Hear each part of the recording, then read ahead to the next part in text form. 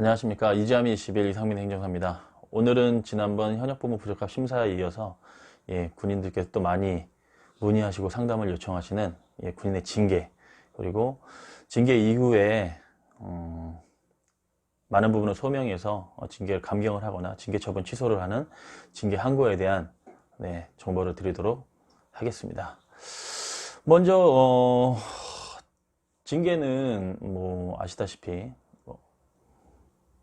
간부님들과 병사의 징계 양정 기준은 다릅니다. 오늘은 이제 전체적으로 간부님들의 징계 종류, 그리고 병사분들의 징계 종류에 대해서, 그리고 또 그거에 대한 불이익에 대해서 간단하게 설명을 드리고, 다음 시간에 이어서 징계 항고와 관련돼서 또 안내를 드리도록 하겠습니다. 먼저 징계는 군대 생활 중에 받으면 징계 대상자가 되거나 징계 혐의자가 돼서는 안 되겠죠. 근데 어쩔 수 없이 타인에 의해서 또는 나의 잘못에 의해서 징계 혐의자가 된다면, 그거는 이제 어떻게 소명하느냐에 따라서 징계 유예가 될 수도 있고, 징계 처분, 원징계 처분의 양정 기준의 기준보다 높게 또는 적게 징계를 받을 수 있습니다. 징계 사유는 대부분 이제 군인 또는 군무원으로서 직무상의 의무를 이제 위반하거나 직무를 게을리했을 경우에, 그다음에 직무의 내의를 불이하고 품위를 손상할 때, 그 밖에 군인사법 또는 명령에 위반되었을 때, 그리고 각군 규정에 나와 있는 행위를 위반하여서 징계 혐의 또는 징계 대상자가 되는 경우도 많습니다. 요즘은 각종 민원에 의해서도 징계 혐의, 징계 대상자가 되는 경우가 많이 발생하곤 합니다. 간부님들은 많이 보셔서 아시겠지만 중징계 및 경징계로 나눠져 있고, 파면, 해임, 강등, 정직, 그 다음에 경징계는 감봉, 근신, 견책, 이렇게 이루어져 있습니다. 파면, 해임 안 되겠죠. 그리고 강등도 마찬가지고요. 만약에 중징계에 대한 징계 혐의가 있다고 하면 본인이 소명할 수 있는 부분은 정확하게 소명을 하고, 본인이 행하지 않은 징계 혐의 사실에 대해서는 정확하고 완벽한 소명으로 중징계에서도 정직 이상은 절대 하면 안 되겠습니다. 정직 이상이나 정직이나 강등, 해임, 파면도 다 마찬가지겠지만, 일단 중징계 처분을 받는다는 건 이후에 군 복무를 지속하느냐 못하느냐에 대한 문제가 발생을 합니다. 그거는 다들 아시겠지만, 이제 간부의 현역부문 부적합 심사는, 부적합 조사 대상자는 나중에 부적합으로 됐을 경우에는 이제 전역심사위원회까지 회부가 돼서 각군 본부에서 전역심사위원회를 개최를 하고 난 이후에 원치 않는, 여태까지 국가를 위해서 희생을 했지만 이 징계로 인해서 원치 않는 전역이 될 수 있다는 사실도 반드시 명심을 해야 되겠습니다. 병사분들의 징계는 현재까지는 영창이 폐지된 건 아닙니다. 그래서 강등, 영창, 휴가 제한, 근신으로 나누어져 있습니다. 병사분들도 마찬가지로 많은 징계를 받는 내용은 품위유지 위반, 아니면 보안사고, 특히 요즘 관련돼서는 스마트폰 사용에 의해서 보안사고로 문의를 하시는 경우가 많이 있습니다. 편리하게 그리고 자기 개발을 하도록 제공된 스마트폰이 잘못 사용되어서 각종 SNS나 그리고 개인 대 개인 간의 카카오톡이나 문자를 사용할 때 군과 관련된 내용은 절대 언급하거나 해서도 안 되겠고요. 또 SNS를 통해서 동료 또는 선임, 아니면 또 이제 군 간부에 대해서 있지 않은 사실을 공공연하게 이야기해서 피해를 받는 다른 인원들이 발생을 한다면, 그 사실에 의해서도 본인이 징계를 받을 수 있는 상황으로 갈 수가 있습니다. 그 점 꼭 참고해 주시면 감사하겠습니다. 간부님도 그렇고 병사분들도 그렇고 징계 처분을 받는 절차, 징계를 받는 절차가 정상적으로 이루어져서 최종적으로 징계심의위원회에서 징계 근신 처분 아니면 견책 처분 아니면 휴가 제한이나 근신 이런 걸로 해서 처분이 받았을 때 그거를 구제할 수 있는 또 절차는 징계 항고가 되겠습니다. 처분을 받은 날로부터 30일 이내에 항고 이유서를 제출을 하면 지금 현재 징계는 처분에 대한 절차는 진행이 되지 않고요.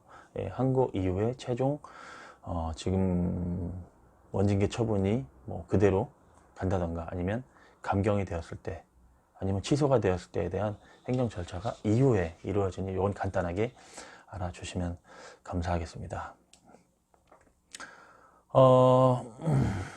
병사의 징계 종류부터 좀 확인을 해보겠습니다.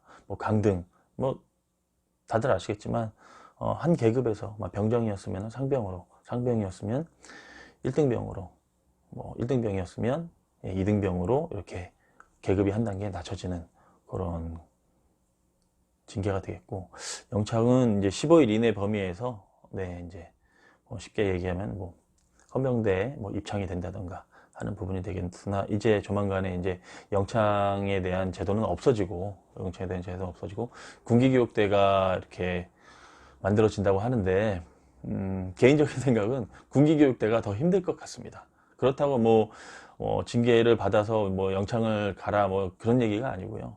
가급적이면 그런 처분을 받는 행위는 군대 생활을 하면서 반드시 하지 말아야 하겠고, 교정과 그리고 부대 내의 규칙을 잘 준수해서 복무하셨으면 좋겠습니다.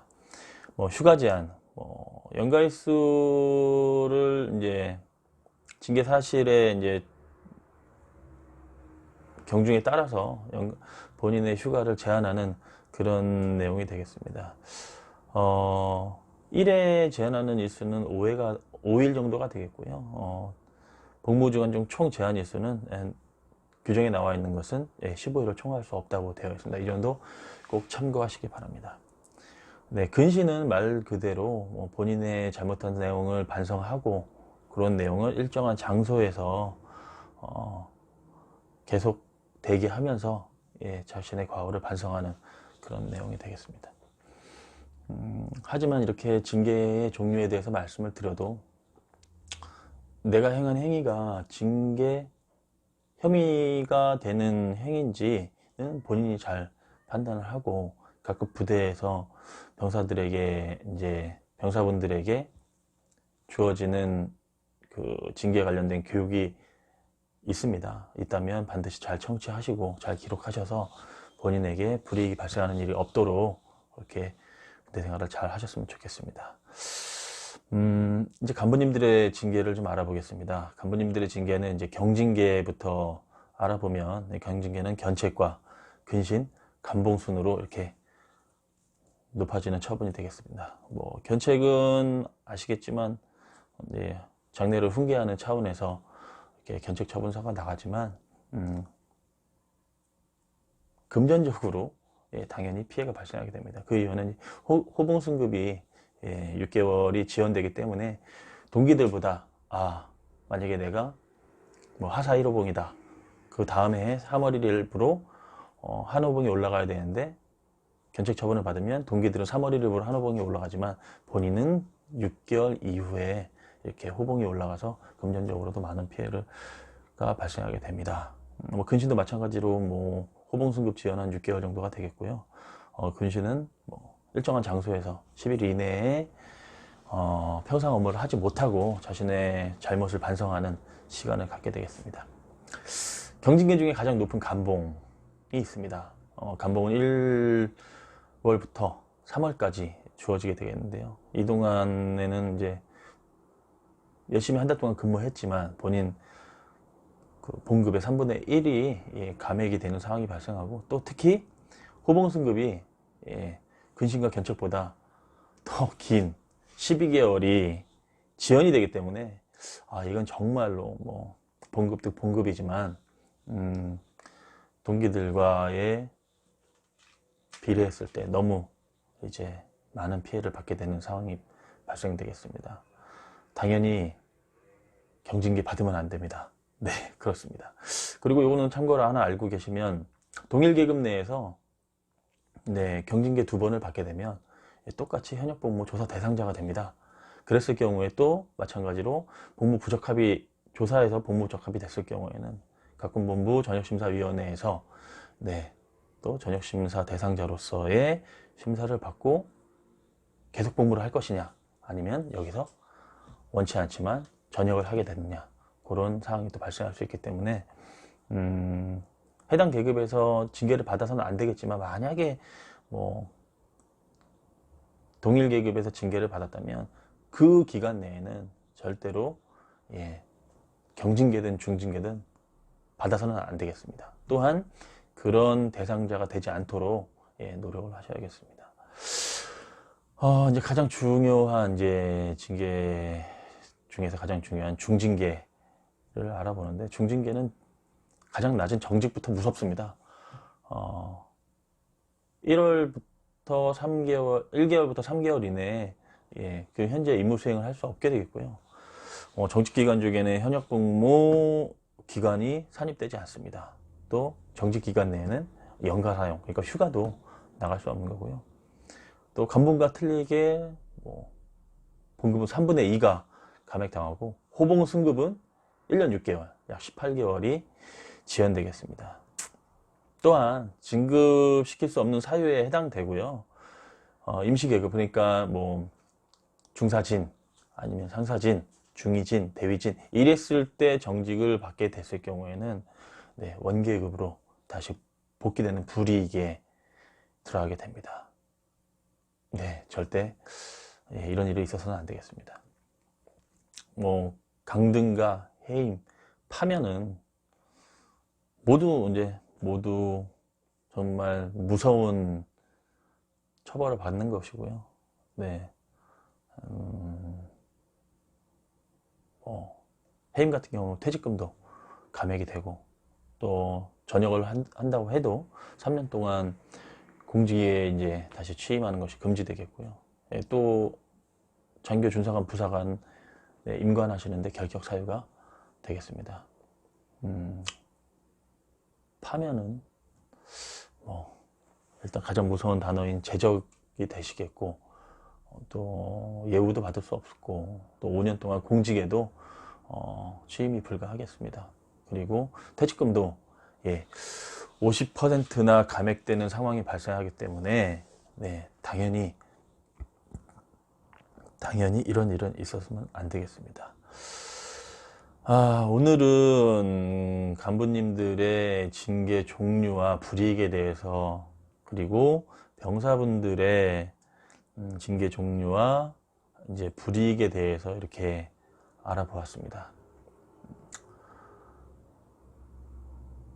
제가 이렇게 징계 종류에 대해서 알려드리면서 드리고자 하는 목적은, 첫 번째는 간부님들이든 병사분들이든 절대 징계와 관련된 사건 또는 사고에 본인이 포함되지 않아야 되겠고요. 만약에 그런 일이 발생했을 경우에는 잘못한 건 정확하게 인정을 하고, 만약에 본인이 행하지 않았거나 본인과 관련이 없는 일까지도 본인이 포함되어 있다면 그거는 적극적으로 소명을 해서, 적극적으로 본인이 한 행위 또는 사고나 뭐 이런 것들이 아니라고 주장을 하셔서 작은 징계 처분을 받을 수 있는 상황에 한 단계 높은 징계를 받게 되는 경우가 종종 있으니, 이런 문제가 발생했을 경우에는 어떻게 대응하느냐가 가장 중요합니다. 인정할 건 인정하고 아닌 것은 아닌 거고, 그리고 상급자나 동료, 지휘관들로부터 도움을 받아서 징계 문제에 대해서 잘 해결해 나갈 수 있는 그런 지혜가 반드시 필요하겠습니다. 우리 이지함 21에 있는 모든 행정사들과, 그리고 저희와 함께하고 있는 변호사님들은 군인의 명예회복을 위해서 언제나 도움을 드리고 있습니다. 징계로 인해서 힘들거나 징계 처분 이후에 항고의 도움이 필요하실 때는 군 전문 이지아미 21 행정사들과 그리고 변호사들과 함께 명예를 회복하시기 바랍니다. 감사합니다.